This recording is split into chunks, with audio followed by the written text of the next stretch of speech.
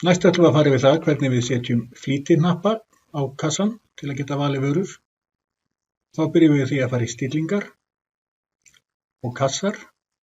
Við sjáum flýtihnappa flipan hérna, veljum hann. Og eins og við sjáum þá er ekkert valið hérna.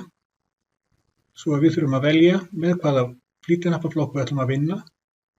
Oftast er best að velja aðalvalmyndina sem í þessu tilfelli er 100. Og við ætlum að bæta við nýjum flokki, byrjum á því. Til að bæta við valmynd, þá hægri smellum við á tóman takka. Veljum breyta í valmynd. Hún spyr hvort við viljum breyta, við segjum að sjálfsögðu já.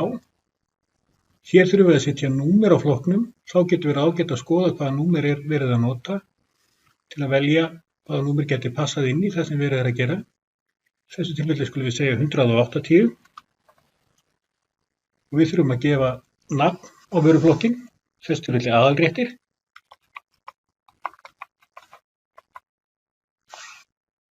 Og síðan að ákveða hversu marga takka við þurfum, hversu marga línur og hversu marga dálka. Og hér myndum við halda þessu eins og þetta er, þetta hentar ágætlega fyrir aðalréttina hjá okkur. Og svo gerum við bara skrá eða F12 og þá erum við komin hérna með nýja mynd sem er tóm.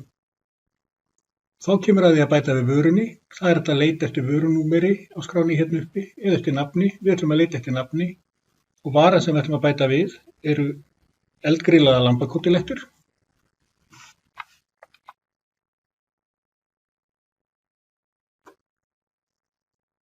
Við leitum bara með því að skrifa hluta á nafninu og þá kemur það hérna upp. Við drögum síðan vöruna á þann takka sem við ætlum að setja hann á. Þegar við erum búin að setja vöruna hérna inn, þá getum við valið að breyta stærðin á letrinu, gert það stærra. Og við getum gert það feitletrað eða ekki. Og við getum breytt litnum á takkanum, þá getum við ítt hérna, séð hvaða litir er í boði. Við ætlum að fá að hafa þennan svona grænan. Við getum breytt nafnin á takkanum ef það er á langt eða til þess að eldhúsfólki þekki vöruna. Þessu tilfelli að breyta er bara lambakótilettur. Það hefur ekki áhrif á hvað birtist á kvittunum eða í bommu. Það birtist áfram fullt nafn á vörunni. Svo er bara að gera vista. Þá er hægt að senda á kassan. En það getur ágætt að fara aftur tilbaka á aðalvalmyndina. Það er gert með því að íta bara á einhvern af þeim flokkum sem eru hérna á aðalvalmyndinni. Þá erum við komin inn í hana. Eins og við sjáum þá er aðalréttir ekki feitletrað eins og hitt, svo við getum gert það feitletrað, svo það passi við hina og aftur vista.